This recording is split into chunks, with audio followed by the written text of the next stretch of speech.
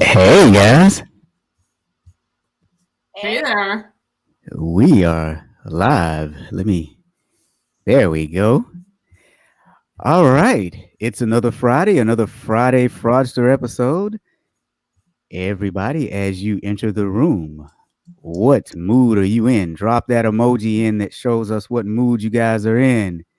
Mark is here already. Good afternoon, everyone. I hope you're having an excellent Friday afternoon. Mark, every Friday is an excellent Friday. Hal says the frog is the closest thing that he could find to fraud. Rob, Yvonne is here again. Say again, Joe. Sorry, I cut you off. you're good. I said, isn't that a thing? Fraud, not frog. Kelly, isn't that okay? I was like, Matt Christensen. that's Matt Christensen. Yeah. That's Okay. right. It is Matt. Yeah. Shout out to Matt. Yeah. Right. Shout out to Matt. So, everybody, we are here again for another Friday Fraudster episode. Now, today is sure to excite. We have about 12 of us with us already. That's pretty fast. We're filling up. So, we're just going to dive right in. Wait, before we dive right in, let me just say again it is still Internal Audit Awareness Month, and it is still Mental Health Awareness Month. I said this last week. Auditors, we have a hard job. If you feel like you need help, call someone. Go call a counselor, go call a psychologist, someone, because our job is very, very hard, and we don't want you to feel like you're alone. If you just want to talk to somebody, you can reach out to Joe, Kelly, or I. We love talking to people. Hal is on the line. Hal has a wealth of knowledge, and Hal is a good person to talk to. I talk to Hal about a lot of stuff. He's probably sick of me, but Hal is a good person to talk to, you guys. Stephanie is here, and she says, glad to be back from Seattle. Mark is, wait, out of Utah. Mark, what are you doing in Utah? I thought you lived somewhere else. Uh, Stephanie is taking her lunch. Taking my lunch hour at work to be here. Way, yay, Stephanie. We are so glad to have you. Mark says, good job. So, guys, let's just jump right in. Today's stories are just all I can say is shocking. So let's just start. So a former office manager in of a San Antonio dermatology practice has been indicted on bank and fraud charges. So we're gonna do this one in three different parts, you guys, because man, this thing is just crazy. So let me just tell you the first part of it. So she worked at the dermatology practice for 16 years before she was fired last year for allegedly embezzling from the business. She's now 74 years old and she faces a slew of criminal charges over her time at the Dermatology and Laser Center of San Antonio. Dr. Stephen Davis has filed two, not one, but two lawsuits um, over the fraudulent scheme he alleges the dermatologist practice's office manager, Patricia Doucette, carried out. So listen now. He laid out the fraud scheme in his lawsuits, and one was filed against a bank called Frost Bank late last summer. Here's what he said. He said that Frost, the bank, substantially assisted her in her scheme to convert Davis practice funds and then negligently or fraudulently conceal the wrongdoings. He's saying that the bank actually assisted the employee in the fraud scheme. Here's the poor doctor. I really feel bad for him. So I'm going to dig into it and tell you what happened with Frost Bank, and then we'll discuss that. Then we'll talk about the next bank he filed a lawsuit against. This thing is just crazy. Hey, Rex is here. Awesome. So Hey, I listen, want to say something really quick. Can you pull up her picture? Did you see her? I mean, if I can look like her at 74, she clearly had a lot of work done at his office. So this should be an advertisement for how his good work was. Not that I would do that. You know what? I didn't put her picture in because the one that I found was it was half cut off. But Oh, we'll see if we can find it. So look, this is what happened. So according to his complaint, Davis and his colleagues, they were organizing a symposium in March 2012, and Frost, the bank, instructed Davis to open up a temporary deposit account for the symposium's funds. Frost, the bank, was supposed to close the account after the event, but they never did. And this is what Davis is alleging in his lawsuit. Um, the office assistant began using the account to transfer cash and checks from the practice to that account. Now, Davis, the poor victim here, he said that he regularly monitored 13 accounts with Frost, the bank, online, and that they had, and with his employee. But he said that he was interacting with the bank and there was never a mention from the bank that the symposium account was still open. He's also alleging that the bank, Frost, the bank, accepted more than 300 checks payable to the practice, but deposited them in the symposium account. He's saying that one of the checks was a total of $34,000. He's also saying that the checks had marked on them for deposit only. So he's saying that he asked the bank to deposit the checks in his practice's account, and they deposited them in the account for the symposium. Ooh. Do you think after you were reading it, and I know you have more facts to read, so sorry to interrupt, that Oh no, you're good. he is alleging there's collusion with someone at the bank and her? Because that's the vibe I got. That he, and that's why he wasn't even mad. Wasn't even mad at her. He never even, it doesn't even bring up his anger towards her. It's the bank. And so anyway, the word collusion just came to my head when I was reading it. That's a good question. I get the same thing because further on, she had a Chase thing and Chase made it right. Wait, I'm not sure if Chase made it right. It was another bank that made it right. Oh, she used the Chase card and it says Doucette stole money from another bank and began diverting. The other financial institution issued a credit card to Doucette and, quote, took responsibility for its fault in contributing to Doucette's fraudulent scheme. Oh, Chase didn't. And then on the other hand, Chase has acted evasively and denies all responsibility. Yeah. Yeah. No surprise. So that's a good point, because now this just shows how different people are. So you guys think that he's alleging collusion. Here's what I thought from it. I thought he was alleging negligence from the bank for allowing her to do it. So this is really interesting. So I'm wondering, what do you guys think? Mark, Heather, all of our faithful listeners. Hey, Pozo is here too. What do you guys think? Just by me reading this, he's filed a lawsuit. Do you guys think that in his lawsuit, he is thinking that someone at the bank colluded with his employee, or do you think he's saying negligence? Either way, it's a bad situation, but it's just interesting how we have different takes on it, but we all agree that it's bad. But now that you mention it, though, I'm actually thinking, oh, wow, that could actually be the case that he's saying collusion. Well, and I don't remember where this one was small town. I think a lot of that has to do with where maybe my mind was going, because some of these we've read have been in smaller towns, places. And I think that, you get these personal relationships with banks sometimes. I've never heard of Frost Bank, so it might be. This was San Antonio, Texas. Okay. It may be that it was a local, smaller, regional bank. And so I don't know. That's just where my mind, but I agree with you. It very much, he's citing negligence on the part of the bank.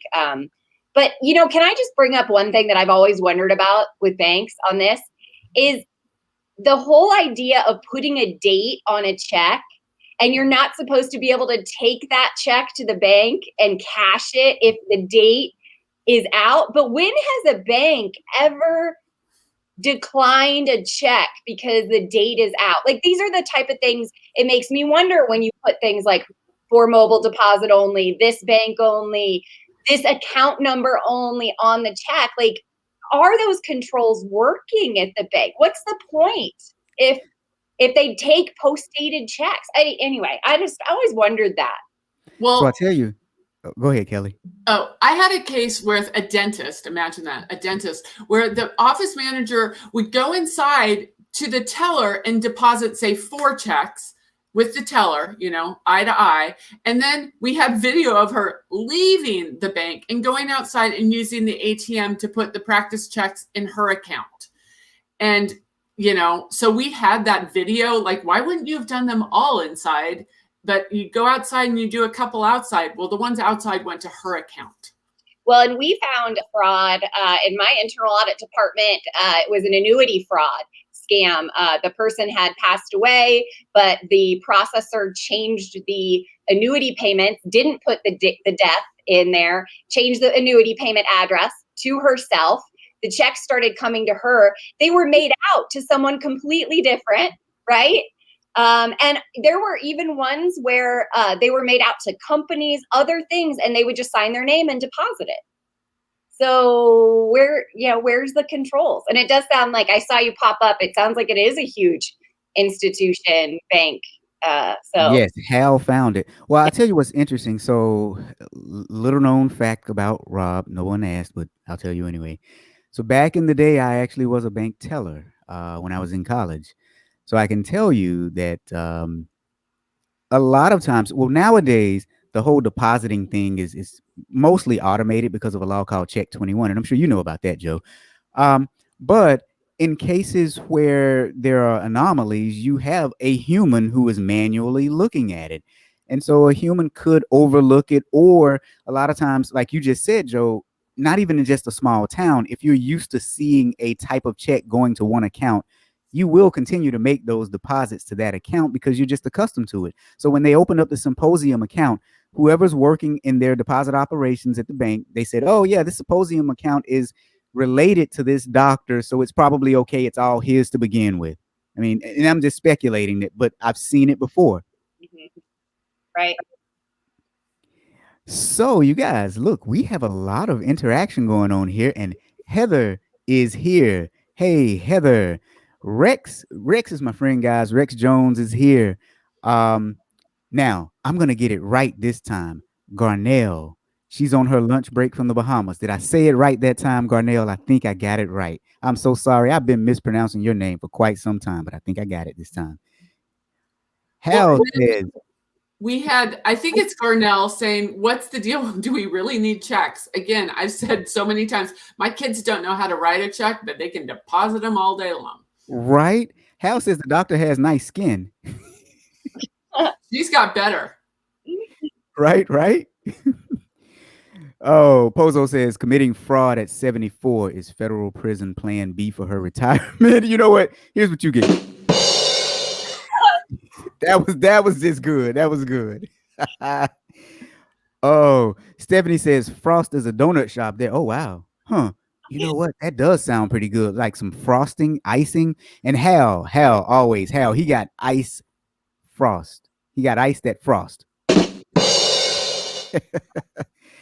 Oh boy. Now Mark is saying, unless there is collusion, do you think the bank has responsibility to determine where the funds should go? Now that's a question I want to pose to us. What do you guys think?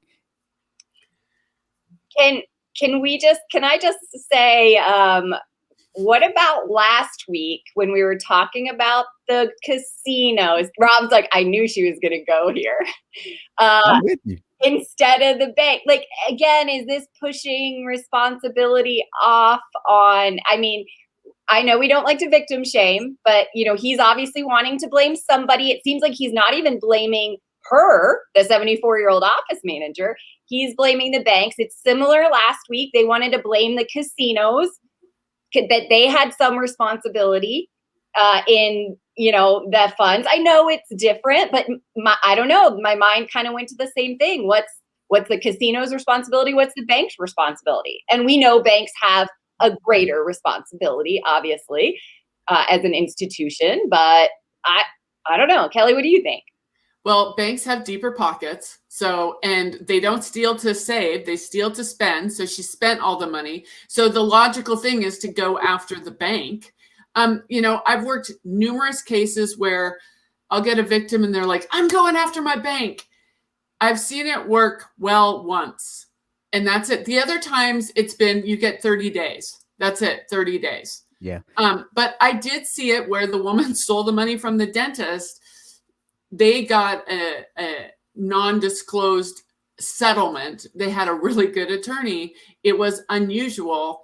But everyone, I can't tell you how many people are like, I'm suing my bank. And I'm like, good luck with that. But let me throw another wrinkle into this. He is blaming her too, because his two lawsuits filed were against her and the banks. Right. Yeah. So He is blaming her. I'm from Sweden. We don't have checks. That's my friend Jenny. I know she's showing up as LinkedIn user for us, but that is Jenny. Hey, Jenny, good to see you here. See, I'm cheating. I'm using my phone now whenever I can't see who's who. But Pozo says, makes me wonder about PayPal, Stripe, etc. I actually use Stripe for the clothing that you can buy on that auditguy.com. So I actually use Stripe. I used to use PayPal. They will they have some clauses that say that they will protect you in the event of loss. So what I will say, just my opinion in this, I think that my opinion only. I think that there was some negligence because if he can prove that the back of the checks said for deposit only, the banks deposited the checks to the wrong accounts because he's saying that they were made out to his practice, not to the symposium. So the banks made the deposits to the wrong account when he properly endorsed them, if what he's saying is true.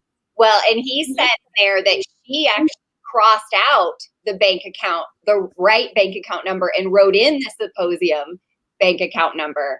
And I think in his mind, he's saying they should have seen that red flag we Right. talk about all the time. You can't just cross out one account number, put in your own.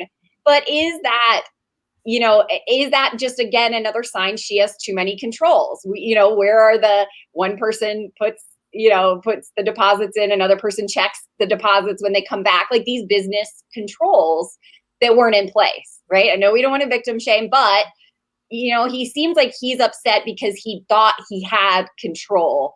And it turns out he didn't have the insight into it. But does the bank have responsibility there for that manual? It's like we learned as auditors, if you see an invoice where it looks like it's been whited out, right? And it's like a new vendor or something, that's what you look for as an auditor, those type of signs. So are bank tellers, Robert, you tell us, are they trained to look for these red flags that the account number's been altered or something's fishy? That's my question. You are trained to. Yeah. And what they do in the branches is they make the person sign, that or initial the error, and then you take their driver's license and you notate that so that you have evidence of who was representing the organization. But yeah, what say you, Kelly? The thing is, this went on for 7 years. 7 years.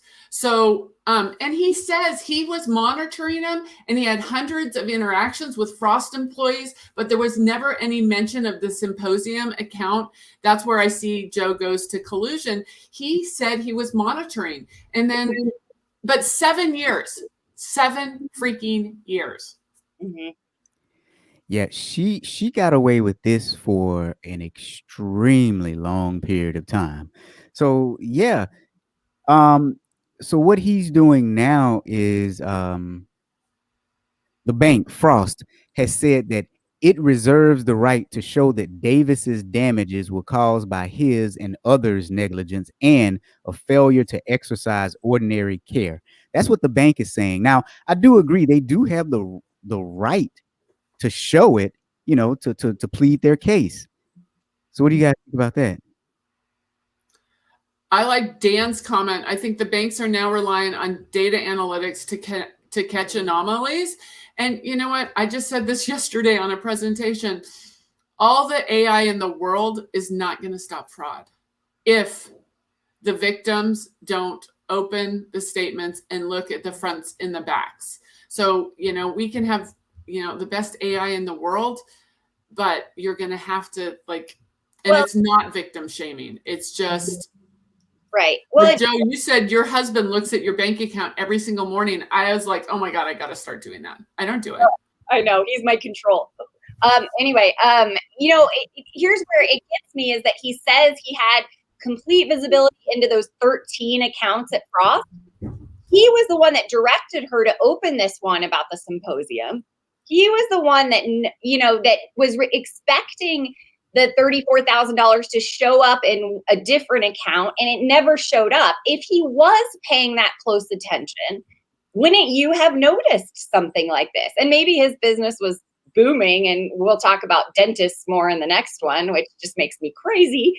But maybe, I just don't believe him that he was paying enough attention. And yeah, why didn't he ever ask for a bank statement? When you open an account, know that you need to now look at 14 bank accounts. Like this just is one of those, anyway, whatever. But yeah, Matt Jones hits it on the head, like you just said, Joe. Did he ever get a bank statement? And now we have Paulina. Paulina Salas says, "Yes, you are trained. Was it at different branches?" That we don't know, Paulina, but that's a good question, because if it was at different branches, then you probably lean more towards she may have been doing something, underhanded. But Stephanie says, seems like he should have been monitoring his accounts. Yep. Yeah. Mark agrees with you, Kelly. Yeah. So one of the things that this is like I don't know, this is a crazy thing, but we have different brokerage accounts, my husband and myself. I used to work in the brokerage industry. Can they make the accounts so they actually want to be readable? Like, honestly, I mean, you're just like, sometimes you look at your bank accounts and I don't know what they're doing, but it's like, oh, the funds have gone up this much, but you're like, use some behavioral science to get people to actually like look at their bank accounts in a logical way. Well, and I came from retirement, right? Financial services, retirement business. Obviously, we got slammed with fraud when fraudsters realized that nobody looks at their 401k balances. So what happened? Everybody's 401k started getting hacked. I had to go out and get my CFE. That's what's even got me interested in all this to begin with, is because that's what they saw that gap, and that's the problem. And Hal just said my husband could be robbing me blind. Thanks, Hal. I'm going to implement a dual control right now just because you said that. Anyway, yeah. Yeah, I was looking. Oh, there it is. I was looking for that comment. Joe's husband could be robbing her blind. No dual control. So now, Joe, so that brings up a good point. Now you and your son are going to have to double check your husband, and then you and your husband are going to have to double check your son. That's right. And then your husband and your son are going to have to double check you. That's right. We're going to implement lots of controls. lots of new controls, especially as we continue to do these stories. I'm going to even implement my own personal dental office controls. For getting second opinions is going to be a new internal control that I'm going to place on my family. I know you're going to eventually get to that, but I was really, intrigued. Oh boy. I have a thing. I say surprise and delight. And you know what? Mix it up. Always mix it up. So Joe, go to Nordstrom's for the anniversary sale and put a big pair of expensive shoes on and see how long it takes your husband to catch them. He notices after I go, for example, I went to Costco yesterday. He texts me and he says, I'm guessing it's going to be $250. And then like 5 minutes later, I'm like walking out of Costco and he's like, I see it was more than that. And I'm But wait now. Let's take what Kelly has just said and let's take it a step further, because if he doesn't spot it within 30 days, you get to keep whatever expensive gift you purchase. He won't even give me 30 minutes, guys. He should have. I'm telling you, this is. Kelly, we have people who are agreeing with you. I love that. Yeah, I love it. Now, so look, guys, it gets better. So Davis, the guy, he filed a lawsuit against Chase Bank in February. He alleged that the employee applied for a credit card in the company's name without his consent. And so he's saying that she used this Chase card to make payments on all kinds of stuff and used it also to diverted tens of thousands of dollars from the practice to pay off the Chase credit card that she opened up. And so now Chase is holding him liable for about $50,000. And he said that the account remains open and obviously it's accruing interest. Chase is saying, no, you're partially accountable. But apparently there was a third bank also. And the third bank has actually made him whole, or has maybe not made him completely whole, but they have they have taken some ownership in what happened, and they have reimbursed him some of the loss. I don't know how much, some or all. So there are 3 banks that have been involved with this thing: Chase Bank, Frost Bank, and another unnamed bank that I wasn't able to find. The third bank has done something to make this man whole, but Chase and Frost are saying, "No way, you're out in the cold on it." I didn't even do it that time. I caught that. No one else did. Does it go back to the fact like that Chase made a good point in my mind that she was pretty much an authorized individual to open an account on behalf of his company? It goes back to, I can't remember who said it. I mean, now I see there's trust issues in my house in the chat, but there was trust issues going on at the dental practice, which I think, there was too much trust. This is what happens with these office administrators. They are given this authority and there's nobody watching them. I mean, I work out with this woman whose husband's a retired ophthalmologist. And when she found out what I did, and I was talking about a dental case, and she goes, "Oh, you mean the second wife?" And so this is an older generation, but the wives of doctors refer to the office managers as the second wives. wow. And I just was like, okay, that's a little bit, generational. But she's like, "Oh, you mean the second wife, the one who buys me my Christmas present?" And yeah. That's yeah. Wow. Wow. Yep. I'm a little speechless on that one. I know. I'm older than you, and she's older than me. So it's generational. So let's go back to our audience real quick. So Dan says, "Where's the tone at the top in Joe's house?" Mark says there's trust issues in Joe's house. Oh, I'm just getting picked on.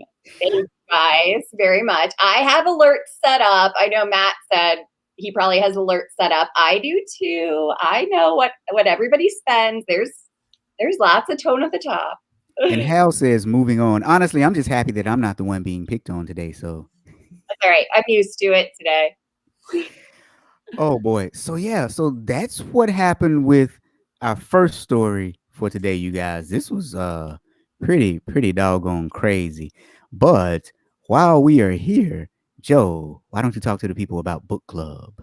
Well, I am excited for the next book club. I was just talking about it on another event earlier today. We're doing the book Think Again. I'm holding it up. Adam Grant.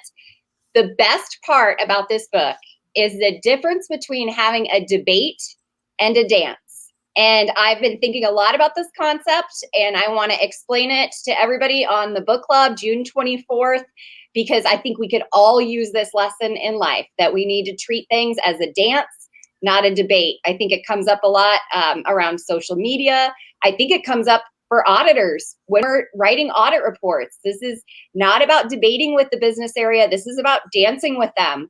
This is about coaching our organizations to be better and not just catching things that are wrong. So anyway, I can't wait to talk about this book. June 24th, $20. Come to our book club. It's going to be awesome. One of the best book clubs I've ever been a part of. This one and Bonita's book club, you guys, on Thursdays. Bonita, are you here today? I don't think Bonita's here today. Yeah, I haven't seen it. Kelly, anything you want to talk to us about? Oh yeah. Okay, so Joe is going to have to have this book, The Greatest Hoax on Earth, Catching Truth While We Can. Who in the audience has seen Frank Abagnale? I have seen him. I saw him at a very private, snuck me in event, and I didn't like him. And now I know why I didn't like him. So it's about Frank Abagnale's Catch Me If You Can, that, you know what? He's maybe not quite what he said he was. I'm only 65 pages in. My friend Carice Hendrick did a podcast with Brett Johnson, who was on the FBI's Most Wanted list. It's a great podcast episode, but people just, the reformed fraudster, and Frank Abagnale has probably monetized it better than anyone else. So you got to have this book on your book club, Joe. Here's what we think about Frank Abagnale. Here's what we think about Frank Abagnale.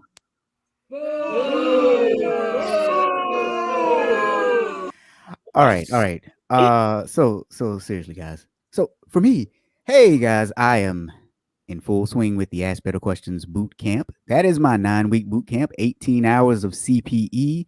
Join up. I guarantee you it will be a very interesting experience because you get to see me for 9 weeks. And so interesting could go good or bad, right? So, but no, the Ask Better Questions boot camp is in full swing.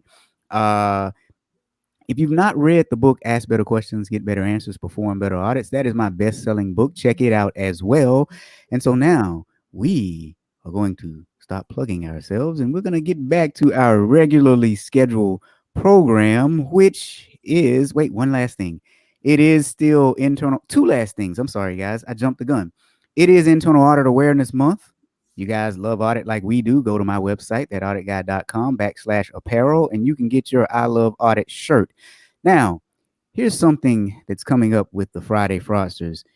It's going to be a podcast. Well, it actually already is. I'm building the website. I'm building the web page behind the scenes. So if you guys missed the live show and don't want to go to LinkedIn to see it, you will be able to go to my website and you'll be able to see Joe, Kelly, and I, or hear Joe, Kelly, and I.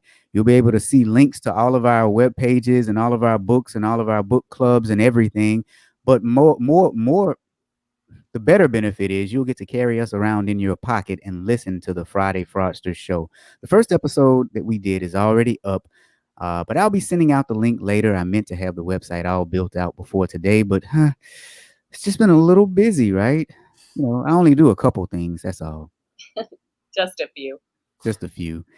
So next, the Diabolical Dentist. You guys are going to want to hold on to your hats for this because this actually scared me. So I'm going to give you some background about some of the stories that we're going to cover. This one appeared in US News and it said that dentists know how to maximize the profits in your mouth. Eek. But sometimes it's outright fraud. So way back in 1993, Dr. David Silber, a dentist now practicing in Plano, Texas, was fired from his first dental clinic where he worked. He'd been assigned a patient that another dentist had been scheduled to do a crown preparation on. And if you don't know, a crown is a metal or porcelain cap that goes over your teeth when it's broken or decayed. But the doctor found that there was nothing wrong with the tooth and he sent the patient home. What they did for his, being honest and coming forward in that is they fired him. And he said that he was told never send a patient away from a clinic who's willing to pay money. He's saying that it still happens even today. I'll give you an example. In 2013, a Washington dentist wrote in the American Dental Association's publication that dentists often engage in what they call creative diagnosis. Oh boy. So now, fast forward 2019, a study of dental costs found that there are wide differences in the pricing between certain services. For example, teeth whitening, they're saying, is 10 times more expensive, but not 10 times more effective than the strips that you can get in the drugstore. Now, isn't that crazy? So now there's another incident where one dentist has said that he saw x-rays of a patient that only needed fillings that cost about $100, but what they did was they had a root canal, which cost about $2,400 from the insurance companies. And what a lot of dentists are saying is causing this is that there's an absorption, right? Small practices are now being bought out by chains. Corporations are buying dental practices now. And what they're saying is happening is that the executive at the top of these corporations are telling dentists which procedures to push. And those procedures are the ones that pay the most from Medicare, Medicaid, and other health insurance providers. So that is where we are in the state of dentistry. Joe? Yeah. Yep. 3 words for everyone. Conflict of interest. Really, I mean, this coming from somebody who had 6 surgeries over 22 months, interviewed lots and lots of doctors, different methods of doing some of the things that I needed done, and they wanted to do it their way. And there might have been different reasons for that. But everybody has their own interests and sometimes, sadly, their own pocketbook at heart. It brings me back to Dan Ariely. I know we've talked about him. Kelly talks about him all the time. All you have to do, watch his TED Talk on conflicts of interest about tattooing your face. And you will see how doctors, not just dentists, they have their own interests and they're thinking about. And a lot of times, unfortunately, like I said, that interest is their pocketbook. And that's what's happening with these dentists. So I've done a ton of dental cases. I worked for the world's largest dental embezzlement firm. And there's one of these stories, a suspected of unnecessary procedures. And you know how it was found out? The guy sold his practice, and the guy who purchased it started looking at the records. He found numerous examples of patients who seemed to have had unnecessary procedures, including root canals, pulp caps, don't even know what that is, crowns, and others. Now, my daughter just went, we were in Mexico, and she chipped her tooth. I don't know on what. But so we've moved recently, and we had to get a new dentist. So I reached out to a friend, and she's like, this guy is really good. I sent my daughter there. And actually, I think it was last Friday during Friday Fraudster. And she hadn't met the doctor before, but he said, yeah, you chipped it. I could put a crown in, or I could just fill it, and it's gonna work the same. So like, he could have done it. And my daughter, 22 years old, I have health, we have dental insurance, don't we, Mom? Like, he could have done it. And I wouldn't have questioned it, because I don't know where you need a crown versus like filling. So that's why I love that this particular article that Robert found, it actually gave the what can you do's. I mean, this is why I love Robert's book. I love Kelly's book, because it gives you at the end the key takeaways. What do we do to avoid this happening in our own lives, and not doing this? So I think, I even learned something. Like, Kelly, I mean, I totally get you. My son just had a tooth extracted, and I'm like wondering if he needed to. I'm second guessing, and I'm thinking I didn't have the controls in my life to say, should we go get a second opinion on this? Because I think we trust, something like dental to me seems like we kind of inherently trust our dentist. Why is that? I mean, Kelly, maybe this is why it is such a big industry with fraud and embezzlement. I don't know. It's interesting to me. Yeah. And, so think about this right now. What we're saying, or part of the problem is that the small dentists, where you probably got a more personal approach, have been bought out by corporations. And now we as consumers need to do a little bit more due diligence. But here's the other thing, bringing it back to internal auditors now. These are things that you should be looking at, because these smaller dentists are now being bought out. And now you guys are a part of these corporations. And surely these big dental conglomerates have internal audit departments, especially if they're publicly traded. So you got two things going on. As consumers, we need to be more aware, especially after reading this article. My goodness. And as audit professionals, fraud professionals, ethics, we need to make sure that we're looking at our company to make sure that we aren't doing things like this. Yeah, I agree. And I challenge internal auditors every day to think of the end user. That's the stakeholder. That's your customer. We often get lost in this box that auditees are just our only customers, or some, in some executives are our customers, audit committees are our customer, but these patients are our customer too. And I can't emphasize that enough. Get outside of your thinking at your organization that you don't have a responsibility to protect these end customers and patients, because you do. I completely agree with you, Rob. Well, this is another interesting thing is, growing up, I went to Dr. Vranazan. You don't go to Dr. Vranazan anymore. You go to Hazelnut Dental or, Windrush Dental. Yep. And so they know that there's an end game and that they need to sell their practice. It used to be Dr. Vranazan, he'd just retire.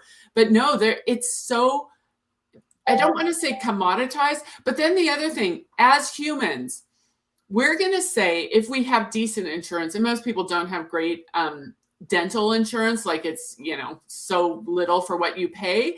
But, well, if it costs more, it must be better.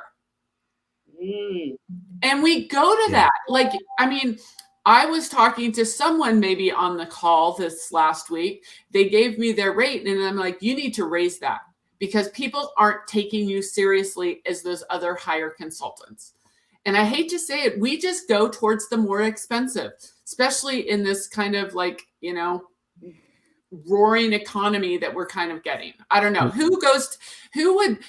Are you guys going to go to the cheap brain surgeon or are you going to go to the expensive brain surgeon? Which one? What a great That's question. a great point. Yeah, and great analogy, Kelly. Yeah, that's brilliant. And somebody in the comments mentioned something about this only being worse right now because people have avoided the dentist for 14 months because of COVID, which is completely true. And don't you think that we should be extra careful watching our bills right now, what we're being charged, what they're asking us to do, because they are rationalizing that they need to get some of that money back. They need to make up the fact that their practice has struggled over the last 14 months. So our due diligence needs to be even better in everything, not just dentist visits. But people, I mean, number one scandalous fraud in 2020, ACFE, was COVID crimes. And I think because that can be so broad, because you can even think about the fact that people are now rationalizing going back and getting the money that they lost, and they're doing that unethically or fraudulently. So that was a brilliant point. Whoever, I'm going to give credit. I'm going to go back and see who that was. I think it was Dan. Dan? Yep. Yep. Mark Anderson, Dr. Porsche or Dr. Hugo. Okay, parking lot audit. The next time you go to your dentist, are you going to ask the office manager, so whose Tesla is that? Yeah. Yeah. Yeah. This actually took a turn that I didn't even see it going in, because what Dan and Joe just said, that's really interesting. And I don't know why I didn't think about this. Maybe because I had too much on my brain. But yeah, dentist offices have suffered during COVID. And now, especially those tied to big corporations, they are probably pressuring, and not all of them are bad, so don't think that I'm saying that, but there probably is some pressure from the top to make up revenue. And yeah. Oh, wow. Yeah. It's big business now. Like Hal said, he said, medicine has become big business. And with that, you get the culture of big business. And that's part of the problem. However, I still see, a lot of these fraudsters, Friday fraudsters, talk about the small businesses. This is still dental offices. I mean, are still having small fraud. They're ones more that, have more control over what they're charging too, so they can change their fee structure when they need to make a little extra money. So yes, I see the whole big business piece, but I also see if we go to a mom and pop for anything too, we still have to watch ourselves. We still have to be diligent. Big business, small business. It happens everywhere. So Hal makes a good point. If the Tesla belongs to the receptionist, then it's fraud. Now, Heather and Dan have an interesting conversation going on, because Heather is saying that she hasn't avoided any of her doctors. It's been life as usual. But Dan, on the other hand, says that the only medical appointment that he has delayed has been the dentist. Interesting. Yeah. I did put the link, by the way, this time to the one we're talking about now. I can go back if you guys want. I can also drop the San Antonio dermatology one. Sorry, that one wasn't a dentist. But I put it in the chat for everybody. I'll do that one too. The other thing is, like, when you have a dental issue, a lot of times it's an emergency. And it makes it really hard to say, you know what, I'm going to go across the street to see, Dr. Smith and get a second appointment. When your mouth is throbbing, or you can't take more time off from work or something like this, they really kind of have you, in the chair. And are you going to say, stop, I want a second opinion? You're going to say, oh my God, give me more Novocaine right now, stat. Like, yeah. How true is that? Yeah. So the question is, this all comes back to ethics to me, right? it comes down to the who you trust, who do you go to, how do you feel about their values, their ethics, do they match your own? I mean, I'm not saying everybody needs to go out and vet their dentist for their ethics, but maybe they do. It's doing our due diligence on It's ethics. a referral thing. Like my dentist that I had in Portland was a referral. I went to him for like 7 years, and he got ripped off. He didn't tell me. My hygienist told me. But you know what? He was a really, like, my husband called him like the patrician white guy. He was probably 70. He never pushed procedures, whereas our dentist before told my husband his tooth was going to crack any moment now. And 7 years later, it never cracked. So the first dentist my husband went to, he kept pushing my husband for a crown, and my husband's like, let's just let it crack. And then when we switched dentists, the new dentist is like, oh, it's, you know what, when it cracks, we'll crown it. So wow. I say getting a referral is really important. Yeah, I think you've hit on a good point. And Selena says that excellent point. Premium pricing doesn't mean higher quality. I believe it's the psychology behind this. Absolutely right. But Jeff is telling us that a former dentist of his purchased a car for his wife during a period of time where himself and a friend that he referred spent nearly $25,000 to $30,000 collectively. Now that is insane. Go to Mexico or go to Vietnam and have that much work done. It's about $5,000. Now, Dan is saying just give copies of Joe's book to all the dentists in the world. So, Dan, thank you, Dan. now Jeff is giving a good tip. Anyone suffering from dental pain, clove oil, natural products provide effective relief while waiting to obtain treatment. And I will say that is definitely true. I've done that before. Again, we are not doctors, though. We're just playing one on the Friday Fraudster show. So, I love the tips. I mean, this is more than just fraud. This is helping each other through life. That's what I see about this show. ooh, but Matt is saying, should it be a red flag if the dentist's spouse is also the office manager? Okay, so I think I said this last week. I was riding up this ski chairlift a couple of years ago with an older dentist, his son, who was a dentist, and another son who had nothing to do with dentistry. And the older dentist clearly had been a victim of embezzlement. The younger dentist said, well, my wife takes care of the books. And I'm like, 1 out of 2 marriages end in divorce. And then he jokingly says, well, she does like boots. And, and I've had several dental cases where the now ex-spouses stole. So. Well, and Pozo brings up a good point. When she was a kid, the family dentist was honest and said that getting braces for her was not worth it. And think about it, though. Nowadays, every child has to have braces at some point. Yes. Why is that? Yes. Because that's an expensive treatment. And in that article, you guys, there isn't a law or a gentleman that's in jail right now because he left braces on too long. Did you guys see that one in there? I saw that.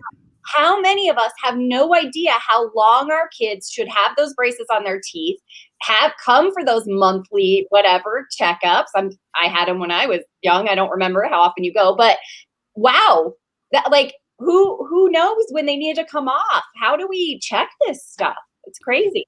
So while we're talking about specifics that were in the story, let's talk about this one guy. So after a video of Dr. Seth Lockhart, an Alaskan dentist, riding a hoverboard surfaced, he found himself in trouble. But let's just take a look at this and see if this is acceptable. Hopefully my sound will work. I got a lot going on over here, guys. Let's try this. This dentist is performing a tooth extraction. The patient is sedated. But look at his feet.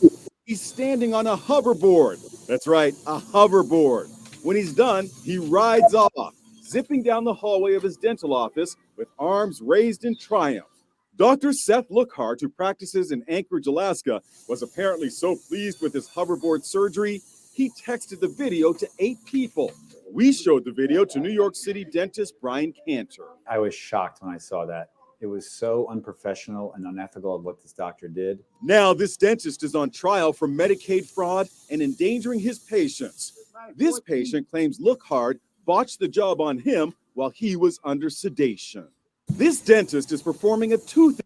All right, so you guys heard them say that he was on trial. So he was actually sentenced to 12 years in prison. And The hoverboard incident, I think, was just the tip of the iceberg because apparently there was Medicaid fraud involved. So, you know, again, I think this was the red flag that got people to looking deeper into what he was doing and how his practice was being run. Okay, so I really like Mark's comment, and I second that. But in an ethical term, we say just ego, me mentality, crazy. Yeah, I would go with he just wanted to be known as like, the hoverboard dentist. And it's like, that's just crazy. You know what? It's like trying to be famous, right? I mean, everybody wants to be famous for something. He wanted to go viral. I don't want to see my dentist on a hoverboard on a billboard. Like, I don't want to see my dentist on a billboard, period. Sorry, old school. You know what? That billboard costs a lot of money, and that's a hard one. I'm a little old school. I like my old dentist who just, when your tooth falls out, we'll deal with it. Yeah. Now, Mark brings up a really good point. He says, I think we need to learn to interview these people we are dealing with, much like Kelly said about Frank Abagnale. She just knew. And that's fitting coming from Mark because interviewing is his specialty. But he's right. We can interview people for work, and then in our personal lives, we just say, oh, we're going to trust what the doctor or what the dentist says. So that's a good point, Mark. Thank you for that. And can I give a second, at least in my opinion, piece of advice is if they are trying to manipulate you by fear, that's a red flag. And Kelly said something that made me think that earlier, and I didn't say it at the time, but maybe it's, just the whole pain thing. You have to get it done right now. But if you see this, like they're trying to just manipulate you a little bit with this fear of something bad's going to happen. I hate the fact that they're using our term proactive that we love against us. We're trying to be proactive about our health, but then they are taking that to an extreme in my mind, saying that, you have to have this done right now. Makes me think my son, they just told me at the dentist, he's 9, by the way, guys, some of you that have read my book know Benjamin. They just told me all his teeth need sealed to prevent, further damage. I don't know. Is that just getting money? Like, he's 9. Do his teeth need sealed? He still has 11 baby teeth he needs to lose. These are things where I'm like, are they trying to scare me that my son's teeth are all going to fall out if I don't give them sealed? Is it fear? I don't know. Okay, but then I'm going to not push back or anything. We have from Malcolm Gladwell, but it's the Timothy Levine truth default theory. We have to trust people. Like, otherwise we're going to be miserable. We are going to, but then trust. Oh, I got it. I got my sticker here, guys, from Brian Willingham. Trust but verify. Like, duped. I got that book too. Our libraries are like the exact same. So sorry that you just got a shot of my sweatpants. Perhaps that's the wardrobe. Everyone, let's be honest here. Sorry. Well, I think the big thing too is, and I say this all the time, a majority of the people in the world are actually good. But you have a few bad apples that are the exception. And what we don't want to do is we do want to trust but verify and be careful, but we don't want to live our lives where we make the exception the norm because that leads to paranoia. But yeah, when the bad ones get us though, they really get us. And I think that's the bad part about it. So yeah, most of the people in the world are good and we just have to trust but verify. So now, one other story now. There are a couple more in this article. I'm glad Joe dropped it in the chat because there were a lot of examples. So the Texas Dental Board revoked the license of Bethaniel Jefferson, a dentist who was practicing in Houston after she was found to be endangering her patients by needlessly administering general anesthesia to take advantage of the same insurance payments. She left one patient in oxygen deprived state for too long, and the child suffered severe brain damage. So what I'm thinking again, tying it back into us as audit professionals, there have got to be some ways you can do data analysis to see what the treatment is, and what. Well, actually, I know you can do it because I was I was chief auditor for healthcare operations, and we started talking about things like that. And I had this one person working for me who was good at telling us which procedures should fit with which medications and things like that. Now, unfortunately, I didn't have a chance to go in and do data analysis on that, but that's what I wanted to do, was build out a system of here's the treatment. And obviously that's just your red flag warning, right? You still would have to do some sort of investigation after that, but you got the red flags. I wish Trent were here because he could tell us if that could be done. Well, we know it can be done, but he would be able to speak to how it could be done. And he may actually be here lurking. What I like about what you said, Robert, about that is you're putting the patients in the front of your mind when you're doing things like that from an internal audit perspective. We need to emphasize that in our profession. What can we do for those patients, those customers? What other audit procedures can we put into place for them? That's just such a hot topic for me. Right, right. Heather says she had sealant on her teeth, and it was the first time. And she says, "I'm old." Heather, you're not that old. And she said, "No need to do that." Thank you. Well, you know what? This is like maybe going off crazy, but because I was in Mexico and my daughter chipped her tooth down there, I was really like, maybe we should just go to a Mexican dentist, because I know in Puerto Vallarta there's what do they call it? Medical vacations. Why is it that dentistry is so expensive in the United States compared to other countries? Like, it's kind of fascinating to me that it's so expensive here compared to other countries. I think you're opening a whole new can of worms. Yeah, I was about to say, I think we know why. And you know what? Here's one thing I thought about too, with all these small mom and pop dentists being bought up by the corporations now. Here's one thing that happened. Welcome to the dark side. Welcome to the dark side. They've now stepped into the dark side of the force. Hey guys, one other story. There were several stories in that article. I would suggest you guys read it again. Thanks, Joe, for dropping that in the chat. Dr. Scott, and I can't say the last name, a Wisconsin dentist, was charged with fraud after he was found to be using his drill to intentionally break patients' teeth so that he could bill insurance for crowns instead of fillings. So he was actually indicted. The indictment alleged that he performed more than $2 million worth of crown procedures between January 1 of 2018 and August 7th of 2019, amounting to more than 80 fraudulent crown procedures per month. And I wonder, like, do the insurance companies catch this doing the data analytics? I don't know if I've ever heard of a dental patient whistleblower. Like, because it's so hard. Like, I don't know who goes to my dentist besides like the person who referred me to it. So that is why they get away with it. You're right. We don't talk to each other. This isn't, and I'd say that's the customers of a lot of businesses. Yep. I mean, think about Wells Fargo. 8 is great. Opening accounts. I don't talk to other Wells Fargo customers, to know how many accounts they have open. I think this applies to any industry. So who is that watchdog watching? Reddit. I think the insurance companies need to be doing a lot better because they are the ones getting scammed in a lot of these. So insurance auditors everywhere, get involved in these kind of things. Build data analytics. That's where I agree. That's the opportunity. And this is another thing I posted on LinkedIn. I can't remember what it was about, is not sharing the information. So like in Oregon, we have like MODA, and then we have some private insurance. But do you think they share that information? No, they should be sharing it, because that dentist is not only ripping off MODA, they're ripping off Blue Cross, they're ripping off.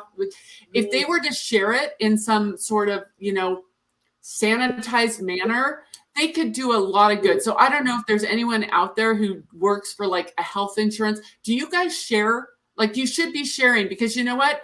That dentist, just like a fraudster going to Home Depot is going to go to Lowe's, that dentist is going to screw with MODA, screw with Blue Cross, Travelers, whatever. So Sharing is caring. You guys know it's one of my favorite hashtags.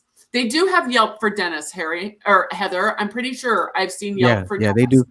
Well, and here's what I would say. You guys hit on a very important point. Data analytics. And we know that a lot of audit and fraud departments are so behind when it comes to data analytics, except for in the financial services industry when it comes to credit cards. So here's what I'm going to say. I'm going to tell you guys 3 different resources that I know of for data analytics. You should probably co-source or outsource. First of all, Trent Russell runs a company, Green Skies Analytics. He's very good at what he does. I have another friend, Joe Orangel. Joe runs a data analytic company, Visual Risk IQ. And someone I'm just getting to know, but he's a great guy, Solon Angel. He runs a company where he does data analytics, artificial intelligence for data analytics. So those are 3 people that you should probably get in touch with, especially if you're listening and you're an audit director in a company, a chief audit executive, senior auditor, IT auditor. It's a lot of work and you can't do it alone. You probably should get it co-sourced or outsourced because this kind of stuff is running rampant and it affects all of us physically, financially, emotionally. People are being fleeced, and insurance companies, I mean, for some of it, you can't blame them. They pass the cost back down to us. But if we can avoid it by righting the wrongs and getting the people who are committing the frauds, we'll be better off. I almost said something else. That's a big part of my closing. Kelly, Joe, I'll leave it to you guys. Well, can you tell me the third name? I know Trent. I know Joe. Actually, just talked to Joe on the phone last week. Oh, I love Joe. Yeah. He's awesome. So the third one is mindbridge.ai. His name is Solon Angel. He's the owner and founder of the company. But yeah, Joe, I didn't know you knew Joe. I put it in I put those 3 names in the chat or the comments for everybody. And I just met Joe. So excited to look at Solon as well. Yeah, I've known Joe for about, I think we figured out about 10 years now. Awesome. Great guy. Yep. So I want to leave on the other note of it's not just the money. You go and you have a bad medical experience, it is going to change you going to the doctor or the dentist in the future.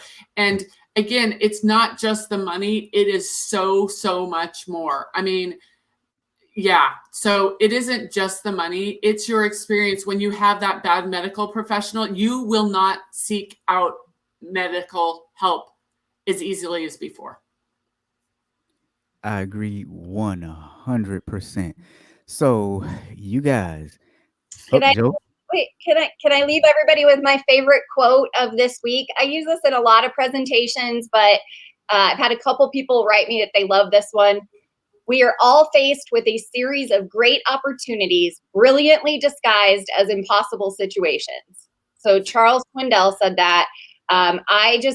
It kind of resonates with me when it comes to fraud and these bad things that can happen, but make them a brilliant or a great opportunity. I don't know. They're disguised. Figure out how we can be better. I'm like, how can I learn from these crazy bad dentist stories? So anyway, I think it's a great opportunity for all of us.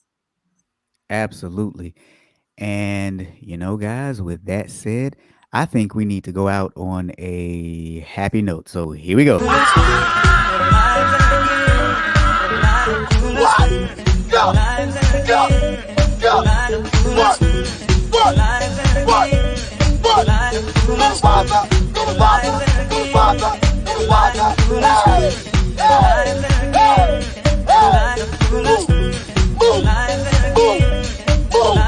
Let's go.